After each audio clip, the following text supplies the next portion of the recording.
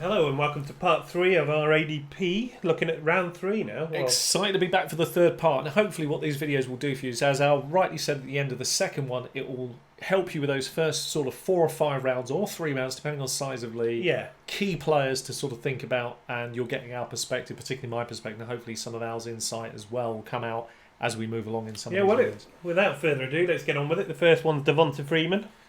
Yeah, well, he's divided opinion in fantasy circles. Yeah. He's. I can see why. Yeah, I mean, I think the upside looks amazing when you consider what Falcons have got ahead of them this year. You like the look of the 13 games in a dome. All those kind of things bode well. But this is a guy very much like AJ Green. He is absolutely definitively not on my draft list. I will not touch this player at this ADP. I am avoiding him like the plague. I'm not pleading with you, right? Don't fall for this trap, okay? Because the injury history, you have to go back 2 full years. That's a long time for a running back to not have play without any sort of issues. 2 years, he's been completely messed up. There's a lot of red flags around him. I would target the backups, and that's all I would recommend to you, because this is the sensible, safe, clever play. Let other people take the risk here. Go down and pick up your Ito Smiths and take a gamble later, and let's see how it plays out. And I wouldn't be surprised that this guy really lets you down. I'm certain that in the Falcons offense, somebody in the running back committee is going to have a great year ahead of them, maybe even a platoon of a couple of running backs, but certainly somebody could shake out the pack. I always worry about players that miss time in multiple seasons with knee injuries. Absolutely. Because they're reoccurring, aren't they? And that means it's a very physical game. If it's a knee injury, the odds are that there's the potential for arthritis already there. That's the reality of the knee injury. That's what it's telling you. Now, it doesn't mean that it's serious enough that it's going to flare up there and then. Of course not. We've no information on this. But the guy also has the massive red flag of having had several known concussions. And he is at the verge of potentially missing many games because of concussion. Because if he gets his bell rung, they're going to have to be very, very cautious given his history of concussions. So they can't just say it's a 1-game miss. It could easily be a 4-game. Major upside if he plays the whole year. Oh, massive. Round 1 talent. Oh, without a doubt. But I would back serious risk. I'm willing to back against that ever coming out. To be honest with you, I'm willing to take that risk that I'm right. I'm like with all these sort of players, we've done sort of in-depth profiles. We've done a lot of them if you want to check them out. We've done Devonta Freeman's there, and you actually go through all his injuries, and it's quite an eye-opener. So it's quite serious stuff. So well worth a watch. I'm avoiding, and I'm not even. And you will see this again. This will spell itself out in the drafts that you see us getting involved in. You will never see me taking them. That's as simple as 34 is one of my favourite players for this year. Okay, and it might be misguided. Yeah. But hopefully it's not. I really believe in this guy, Kerryon Johnson. Well, I think I can't believe he's 34. I don't think when it comes to drafting day. Is it Detroit? It's the DET next to his name. It's Detroit rather than anything else. Look, the thing is, we know that the top. What back number is he going at? What back number is that? Running back. He's running back 19. Yeah, that will go. He'll go in the second round of our large league, 16-man league on Saturday. He goes inside the top 32, guaranteed 100%, because the scarcity position will bring him up into the second round. He's a very, very good second round running back talent. So if you're getting him in the third round, I would take that gamble. Yes, he got injured last year, but Detroit nursed him last year because they knew the talent they had in front. They didn't want to rush him back. And he could have come back. Riddick's gone as well. Riddick's gone.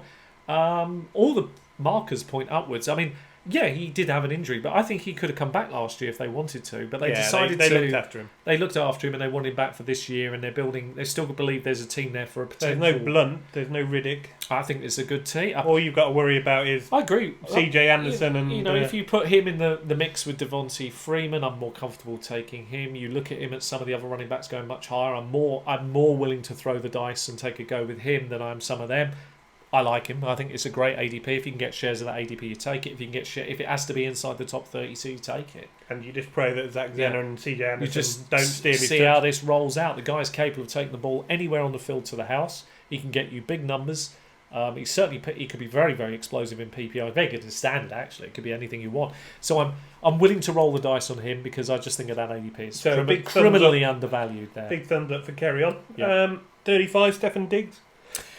Well, for the same reasons that I was a little bit more apprehensive of Thielen because he's got to get me the 180, I'm much more comfortable with Diggs at 160. I think that Diggs can easily give you 160. Yes, it will be close, but he's about as safe as it gets. I mean, in the third round, that's a lovely wide receiver to have. There's a lot of upside for him. The team can only improve. The chemistry, they were great last year anyway. I think people miss this, how good Cousins actually was in fantasy, not necessarily in real life. Yeah. But in fantasy, he finished important 7th. distinction. Very important distinction. But he can only get better. And I think you're looking at 2 1,000-yard receivers. Both of them are capable of 8 to 12 touchdowns. That's quite a lot that you can like with both these guys. Both could give you that. He's cheaper. So in fantasy, I always like the cheaper price. So Diggs is a big thumbs up. Okay. 36 Brandon Cooks. Again, very cheap. Steady. Very steady. He didn't get the touchdown numbers he deserved last year for the Rams. I think Cooper Kupp is 99% of the way back, 90% of the way back. So you're going to have 3 very good wide receivers fighting for work down there. If the running game falters, which it might do under Gurley, there's going to be more opportunities, not less. I think Cooks could benefit. He had a bit of a low number for touchdowns last year, so he should have had about 3 or 4 more than that. Yeah. I think he's capable of those. So he's very good for a 160 bet. So Cooks is safe. He's nice. He's a good player. There's a lot of upside. If somebody else goes down, then his stock can rocket. He's really uninjured. That's the only words I'm going to use. He's one of these players. He's very solid, very safe. You don't feel bad taking him. Doesn't miss much time, does he? No, I like him. Did miss a little bit, but yeah, not much. but happy with a player like that. 37 is first QB on the board is Patrick Mahomes. I understand the logic here. I mean, a lot of people will argue that it's mental taking a quarterback early, but if you took him early last year, you paid the price. And you didn't have to pay a premium that you will do this year, and you were getting 400 fantasy points in standard. That destroys 2/3 of your competition. That's so massive, and you're probably gaining at least a serviceable 5th-round pick equivalent on the bonus points. That's when massive. you've got the foundation of 20 to 25 points before you start, it's massive. So a quarterback like this, people can argue 50 was a rare, it's never going to happen again. But Dan Marino had many great years after the 50 where he would often get 40, 45 touchdowns. This guy's more than capable. Their offense is fantastic. He's growing into the offense. He can throw every pass you can imagine: long, short, medium, sidearm, rainbow, look away, offhanded, at the stadium, back to back, thrown behind his back. I mean, there's nothing this guy. He's the only player, the only quarterback in the league right now that, if he decided to go for it, could do the Statue of Liberty play, eyes closed, and do it, which is the ability to drop the ball behind your back and catch it with your offhand. Only person I would trust to do it. He could do it. He's got a great cadence when he's in the pocket. There's so much to like about his footwork. Even if you get a regression in touchdown numbers, which is logical, could he get 40 plus touchdowns? Yes. Can he get more on the ground? Yes. He can win leagues, so I understand why people take him high. You don't have to, because there are other quarterbacks this is why quarterbacks is the big argument. You don't have to. You have to. If you're taking him this high, you're gambling. You're getting a very high performance from him this year. So the truth is, you have to be absolutely sure that's what you want in your team. If you've got 2 good anchors and you want a quarterback that's arguably number 1, certainly go after it. The trouble is, we have to see him do it again. We have to see him perform at a very high level the 2nd year in a row. I think he can. I believe he can. If you want to have a look at our video on him, that'll show you how high I believe in him. But I don't have to over-predict him. We had him on our bold prediction list 2 years ago. So we said within 2 years he will mature into a great quarterback. That was proved correct. Here he is. We're now discussing him as the number 1 in fantasy. I think that says the curve we were on there. So I'm happy not to talk about him too much. In a large league, I'm not risking him at this value. In small leagues, where this could be your 4th player, arguably your 3rd, but maybe your 4th, you could make a case for it. But at the moment, I see why he's ADP. Yeah, I think that's a fair shout.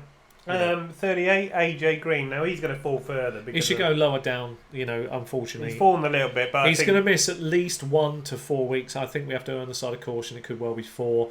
That worries me. And then if there's any setback, we could be missing more time. So this could be a player that suddenly loses you half a fantasy season. I can't touch him at that ADP, and I would avoid. No, but if he drops to 50 or 60, it might be worth taking a risk on a player that when he comes back is going to give you especially numbers. in smaller leagues where you've got 4 or 5 players. And there's no doubt Cincinnati need him, because when he plays, he's fantastic. He's very safe. Yeah. 39, Robert Woods, and another Rams. Yeah, another solid player. He's got a pay rise for no reason. It's a bit odd. The Rams have done some weird thing with pay. What I would have said this: if Cooper Kupp wasn't all the way back, he was my sneaky pick going into this year's draft. I had him a lot higher than most people would, as somebody who could do much more than his numbers. But now with Cooper Kupp looking like he's all the way back and everything else, this could be the man that's a little bit of the forgotten mix. I think maybe this ADP is a bit high. Maybe he needs to drop a bit more. I'm a little bit concerned. It's okay. If you take him here, that's okay. You're not going to be massively. It's not bad. But if he doesn't get the touchdowns to back him up, particularly in standard, and there isn't enough catches to go around in PPR for everybody, somebody's got to be the odd man out. This could begin to look like a bit of a weak pick here. So, I'd rather it fell a bit more.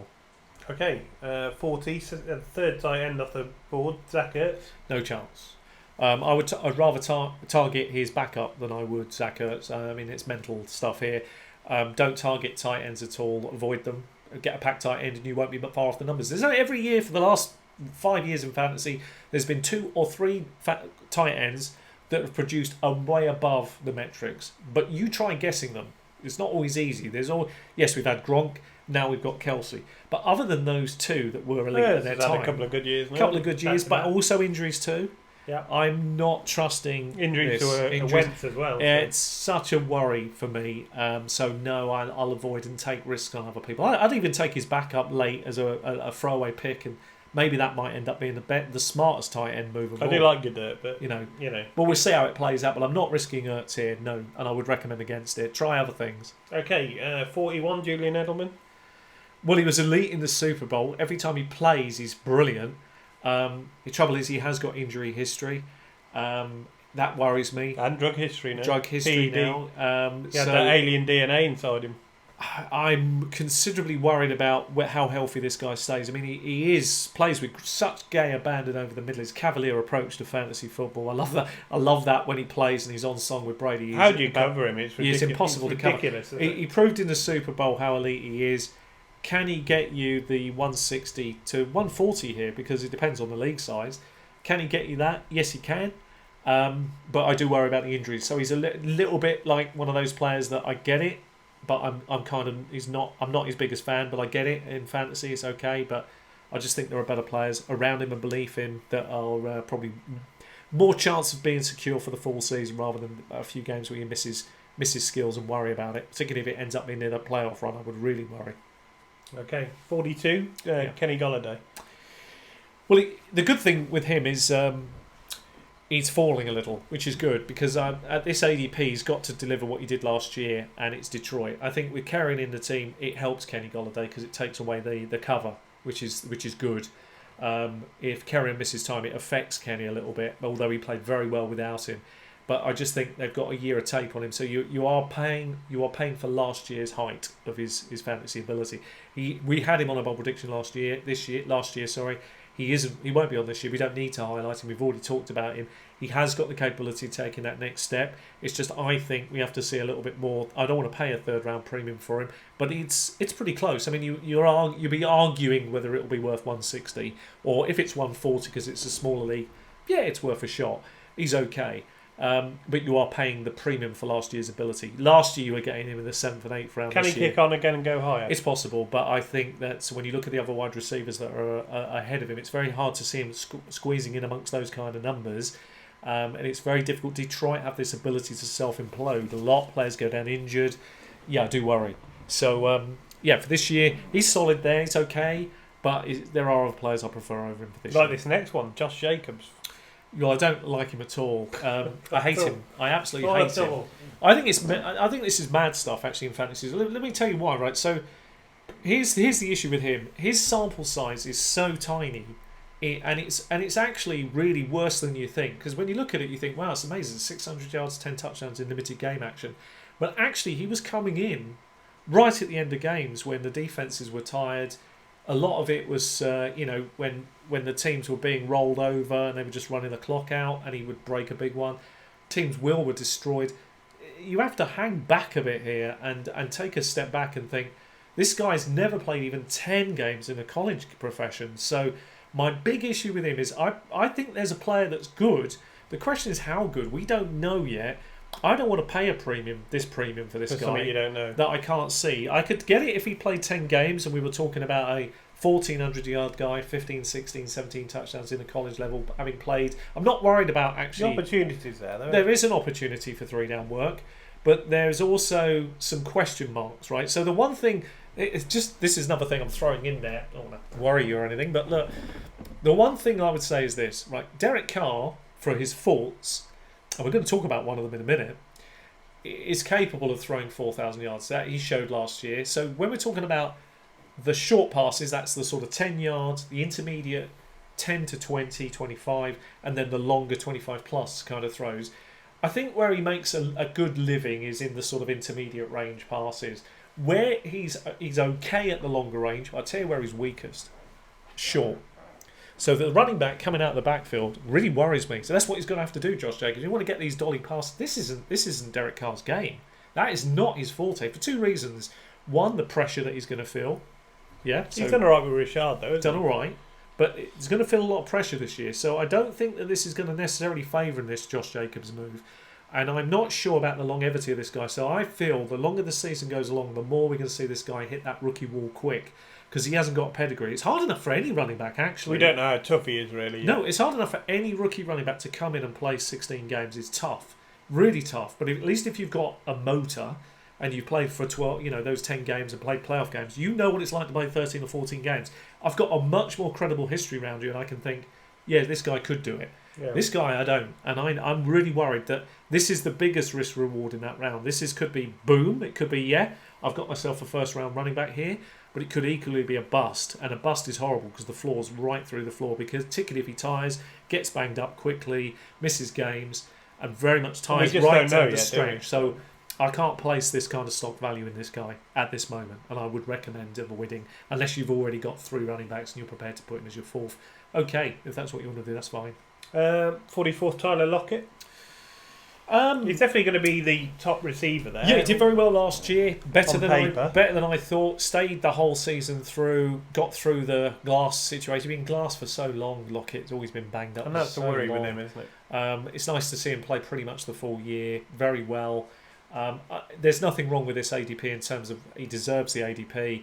He's just a player I can't personally draft. Every time I've had him on a team, he's one of my albatross picks. Nothing wrong with him. I just seem to pick up an injury with him, and very quickly as well. And then the man to benefit will be DK Metcalf, who you're going to get a cheaper price. So I'd rather take punts at him later than I would Lockett, and just see how that plays out. But I don't want to overpay either. So okay. Lockett's fine. There's nothing wrong with him in this ADP. It's just, I don't know, just those injury history and that worry that's hanging over you here. But at least we're getting to a point where it's less risk. Okay, 45 is another one of your favourites, a tight end, OJ Howard. Yeah, I'm not going to be paying any premium for this tight end at this round. No. Okay. Nothing to say Short on that. And sweet. Yeah, nothing to say. I'm not paying for OJ Howard. Try convincing me that this is a weapon. I think he is a good player. Yeah, people said, well, look, I'll give you an example. So somebody said that he could get 800 yards and maybe 6 to 8 touchdowns. Okay, let's say that he gets 8. So and we're talking standard for this video. Let's say he gets 800 yards and he gives you 8 touchdowns. That's a big prediction. Okay, let's say he does that. All right. So we take those 8 touchdowns. That's 42 fantasy points plus the 80. So he's got me 122. I'm taking him in the 3rd round. I'm already down 18 fantasy points. Sorry, I'm already down. Actually, it's 3rd round. I'm already down 28 fantasy points by taking a tight end. I've got to make that up elsewhere. That's the logic of the pick. I've lost out straight away, even if he has his best year. I'm paying for that. He ain't going to give me that. So why would I pay for it? I'm not doing that. I'd take a tight end lower down, a Hooper, a Delaney Walker. I'll take shots at Gesicki. I'll take some shots at tight ends down there, and maybe they'll be within 20 or 30 fantasy points come the end of the year, but I haven't paid a 3rd round premium for their services. Yes, please. I'd rather do that. Even the waiver wire might give me that player. Okay, next one is Sony Michel, 46. Oh, God. We've heard nothing from camp, right? We know he's had a knee injury in the off-season. We know there's been some procedure done on the knee. There is talk about what this might be. There's been no confirmation. I don't like it. It's New England as well. He has come back to practice, hasn't he? Yeah, I don't like it, pick at all. I'm very concerned about Sony Michel. I've got a lot of concern about a lot of players, but he's not one that's going to be on my draft boards, I'm afraid. I'll let other people take the New England running backs here. And there's a very, very interesting metrics actually on this. Research this. I'm going to give you a golden nugget, right? So this is a golden nugget. If you look at running backs that have been inside the top 100 ADP for New England over the last 5 years, how many of them have ended up being busts? All of them.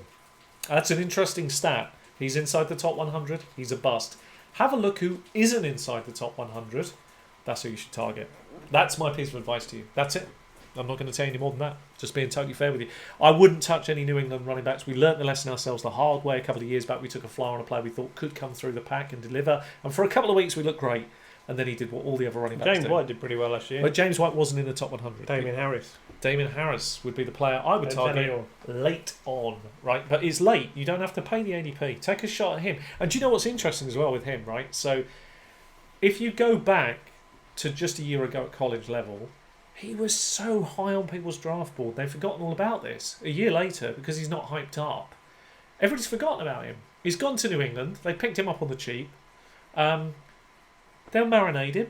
And if it pans out that this bloke poos the bed and gets injured and doesn't deliver, I wouldn't be surprised if this guy comes through and delivers for you. And what we said about Michelle is another guy with knee injuries. Massive. And multiple knee injuries. Massive already. problem. We don't even know how serious this is. So look, I'm not saying for any... Don't go crazy. Right? Don't reach or anything crazy for players.